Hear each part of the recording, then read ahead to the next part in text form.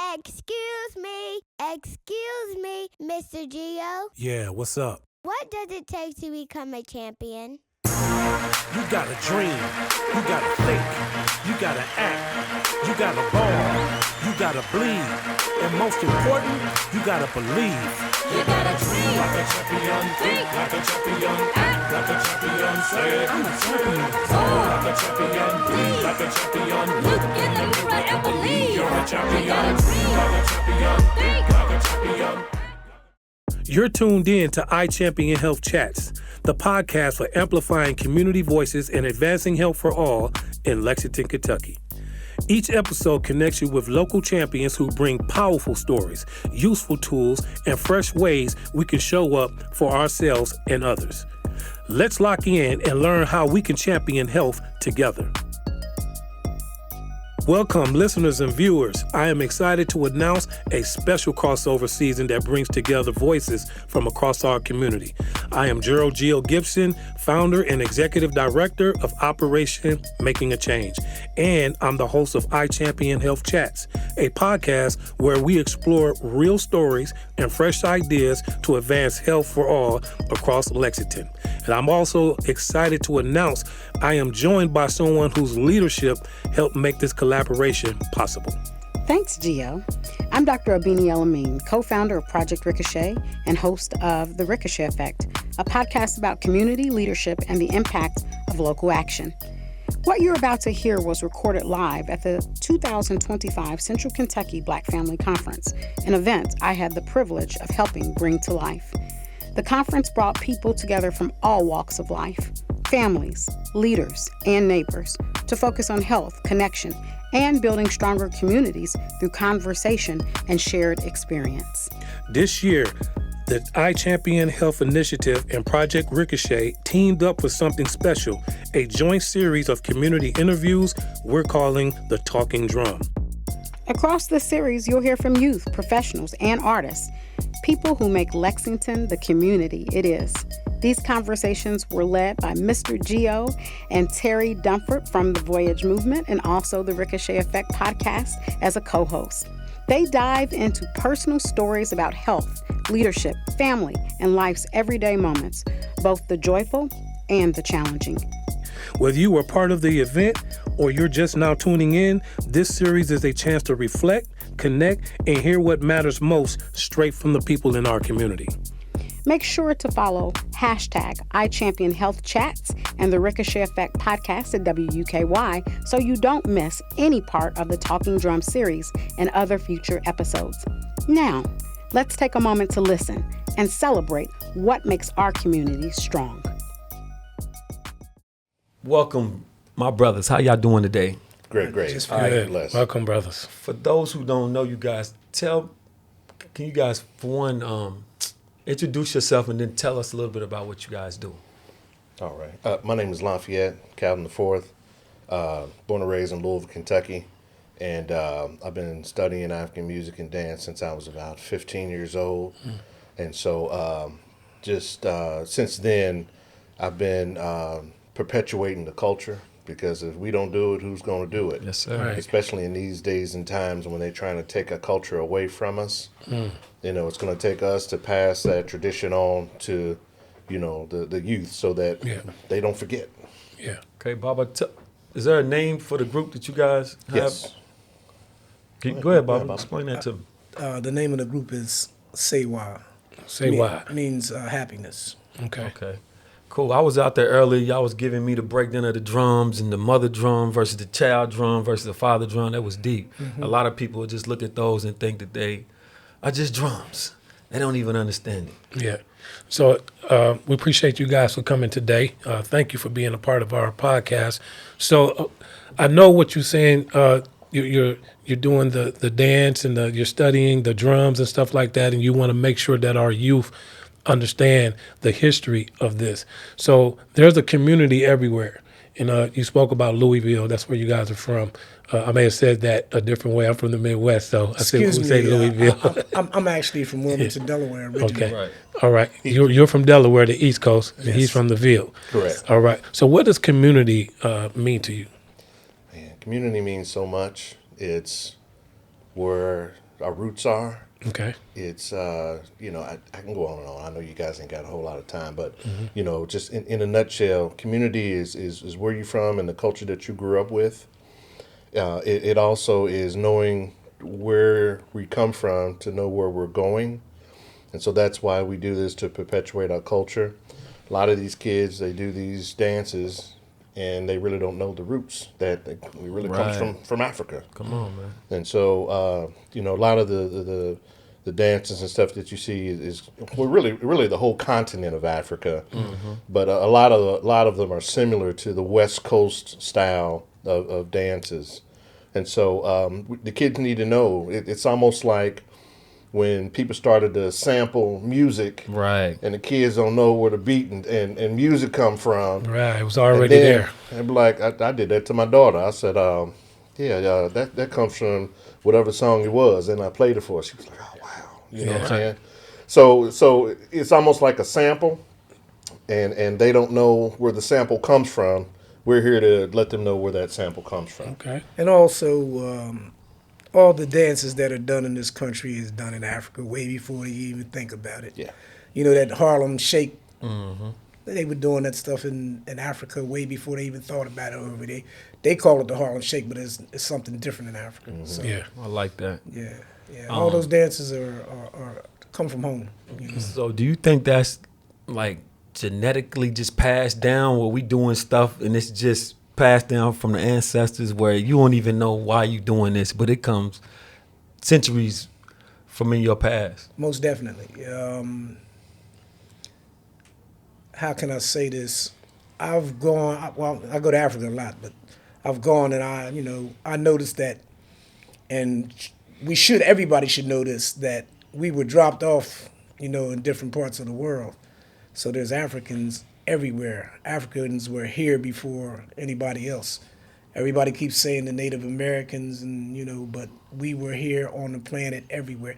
If you remember one thing, the whole world was one piece at one time, and then it got separated. And then some people came in and separated the people.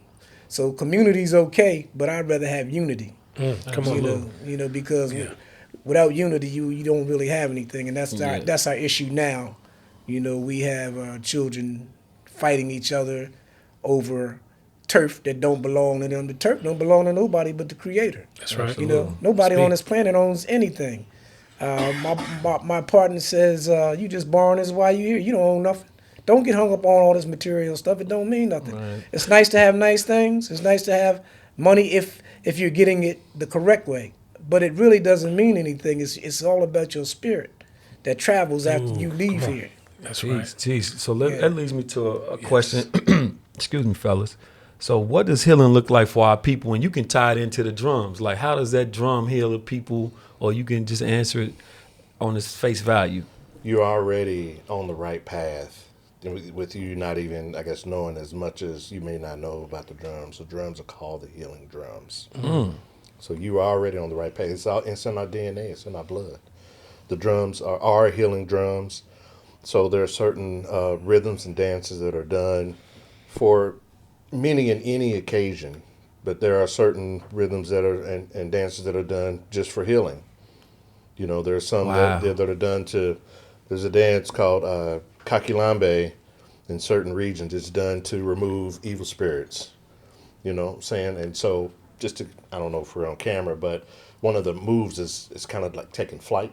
And so it's like removing that spirit the evil spirit from you.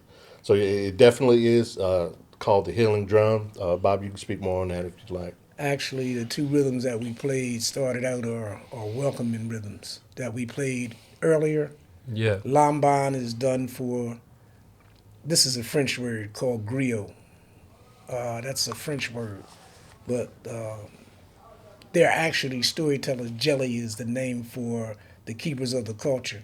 You don't go to no library, you go to an elder that has all the history. And so that's passed down. The elders pass it down and then it just keeps moving. We don't have a library for that.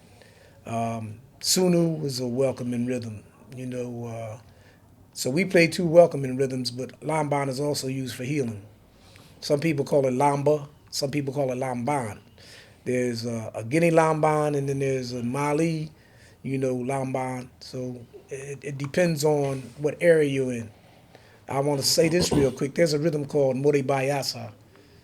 In one region of Guinea, it's played a certain way, and then another region, like in the Warsalong region, that's Mama Decatur. Anybody that's familiar with this drummer know Mama Decatur.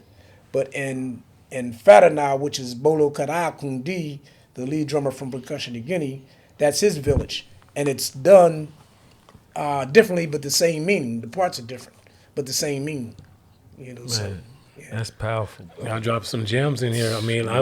I definitely appreciate just listening to it. This is definitely got my attention, man. You guys are feeding us some things that I didn't know about, which leads me to this question here is, when we asked about community, you are probably very active in the communities where you are, and I know community is broadened, but how do you take care of yourselves? How do you keep yourselves grounded with this and educated with this to be able to go out into the communities and actually make sure that this is a part of the culture forever? So how do you take care of yourself when showing up for others? So that's a two-part question, starting with ourselves. As Baba would have us, we got to study. You never stop learning. So Baba's the elder in our community now. Yeah. So he's got a wealth of knowledge. He's been all over the world. He's been traveled with different groups and played with different groups. And so he's our griot. Gotcha. Okay. And so he spoke about the griot. And so there's not many griots, not many storytellers left. And that's the part of the community that we need to rekindle so that we can continue to pass on, our traditions. And so the transition into the community part, the community is hungry for something different. I remember when I was 15 and I saw African dance for the first time, I was mesmerized. And I said, I want to be a part of that because I've always liked different stuff. I want to be different than everybody else. And so these kids are hungry for something different as well. You just got to show it to them. Mm-hmm. You know what I'm saying? And so in our community, we've got several groups that we work with that do African and modern and things like that. And so when different events like today's events, happening, so a lot of times we'll be called upon and we'll provide the cultural side of that. Yeah. Well, for myself, I'm the drumming and dancing's okay. I say that it's not because I don't love it, but I'm more about the culture. The culture, embodies everything. I didn't plan on being a drummer. I was planning on being a professional baseball player. And I developed cataracts at the age of 17. And that stopped me from actually playing baseball. So I used to go sit in the basement, and there was a group in Delaware called the Dynamic Concepts. I used to go in the basement and used to bang on cans and make fun of them. Then never knew that I would be a musician. Right. So I'm banging on the cans, making fun of them and laughing, and the next thing I know, they're in California, and they're Edwin Starr's band. And how I got involved, I saw, walking down the street, I saw a conga drum in the window. Back in the 70s, $50 a lot of money. Yeah. I saved up my money and I brought it and I started banging on the porch and on the back, and I had a neighbor named Ronnie Smith that was a sax player, jazz sax player. And he said, well, if you go down to the center down there, there's somebody teaching you. So in other words, he said, get the heck off of that back porch making all that noise. Right. So I went and learned the basic techniques. Then I learned how to play by sitting, in my living room, listening to Philip Bailey from Earth, Wind & Fire. I used to mimic everything he did, playing and singing. And, so that's how I really learned how to play drums. And next thing you know, I'm with my partner. And I have to speak about Keith Smith. Keith Smith is a technician. He just passed last year. He's a technician he was Mickey Howard's original technician, but he was a technician for Blood, Sweat, and Tears. Arnett Coleman. We work with a lot of people. Whispers, OJ's, Temptations. Some heavy hitters. Najee, Dizzy Gillespie, B.B. King. We work with all those people. Wow. So that's some of the stuff that I did as a sound technician. But in terms of me playing with people, I played with people like Gerald Albright and Dr. Donald Byrd, so as a percussionist. So To our listeners and viewers, he just dropped some gems. If you don't know them names, those are iconic names in our culture. Google. Go Man. look them up. Listen, man, I feel like I've been sitting at the feet of our ancestors or our elders, our elderly, and not elderly, but our elders. Yes, sir. And I always am privileged and honored. Like he said, y'all been dropping gems. I've been sitting here taking notes and thinking about the research that I need to do. This is the last question, man. We appreciate y'all's time. What advice would you give young leaders stepping into this work? Y'all could briefly break that down. Into what we do. Yeah. I mean, just if you don't know anybody personally, just try to seek out somebody in the community, because each one teach one. Somebody knows somebody, be like, oh yeah, I know Baba Kenyattaa. He plays. You should go talk to him. You know what I'm saying? Okay. So there's just a niche factor when it comes to the culture, because not everybody's doing it, which is fine, and you'll see a lot of other people doing it as well. Absolutely. I was told that the drum belongs to the world, and it does, but it started with us. The first instrument was the voice. So Wow. We have to use our voices. Like I said, I was 15 when I first started under the tutelage of Baba Shahid Abdullah Shabazz. He's passed on now. Talking about the drum, you don't beat the drum, you play it, as in there's a technique to it. Right. Absolutely. Okay. On the other hand of it, it was a lesson of how to treat our women. Gotcha. Do you know what I'm saying? Yes, sir. Yes, sir. So it was a twofold lesson there. And so for your listeners, that's your first lesson of the drum. We don't beat drums, we play drums with technique and with feeling. I love it. Baba, you got something to add to that? I have to say this, because he just talked about the music, and this is why I respect black women so much, is that the rhythms come from the women. They don't come from the men. It starts with their mouth, it goes to their hands, it goes to their feet, and then the women tell the men to play the drum. So the blacksmith was the first person that played that drum, that djembe drum. He was the only person designated to play it. And the women designated us to play that drum. We didn't just get up and start playing the drum. So that's where it comes from. So when you see or hear rhythms and dances, that comes from the women. Okay. Every dance and drum tells a story, has a meaning. So we're Yes. not just Right, dancing, brother. just be doing No, it. y'all got an engagement. Y'all got 2 minutes to be on the drums right now. Thank you, we brothers. appreciate We y'all, man. appreciate it. Thank It was you, an sir. honor, man. Thank you All for right, having thank you us. very Thank you. much. All right. Thanks for tuning in to IChampionHealth Chats. If something you heard in this episode spoke to you, don't forget to follow us and share it with your community.